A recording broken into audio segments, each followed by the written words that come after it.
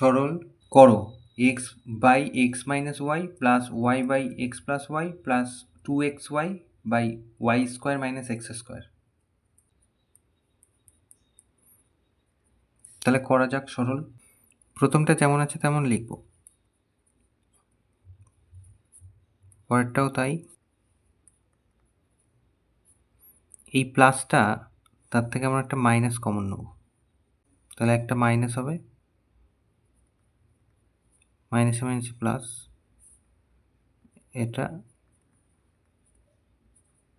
যা আছে থাকলো। তাহলে পরের লাইনে যেমন আছে লিখলাম, প্রথমটা এই মাইনাসটা থাকলো, আর এই মাইনাসটার সাথে এইটা আমরা গুণ করে দেবো এর সাথে। ওপরে 2xy থাকুক, এর সাথে যদি মাইনাস গুণ করি তাহলে মাইনাস ওয়াই স্কোয়ার হয়ে যাবে, প্লাস মাইনাসে মাইনাস, আর মাইনাসে মাইনাসে প্লাস এক্স স্কোয়ার হয়ে যাবে। এটা যেমন আছে থাক, এটা যেমন আছে থাক।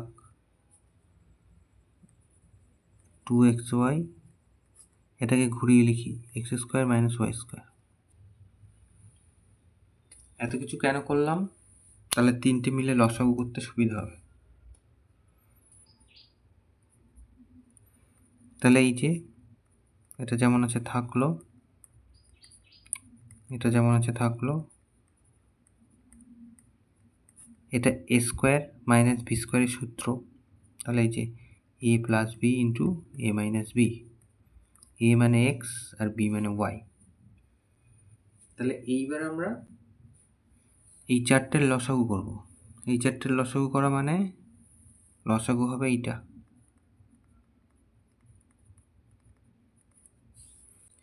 এবার এটা দিয়ে এটাকে যদি ভাগ করি তাহলে এটা কেটে যাবে, থাকবে এইটা। তাহলে এটার সাথে এটা এক্সের গুণ, এক্স গুণ এক্স প্লাস ওয়াই, প্লাস এটা যদি ভাগ করি তাহলে এটা কেটে যাবে, থাকবে এইটা। তাহলে ওয়াই এর সাথে এক্স মাইনাস ওয়াই এর গুণ, আর এটা দিয়ে এটাকে ভাগ করলে 1 হবে, তাহলে -1, আর 2xy আছে, তাহলে -2xy, এটা উপরে।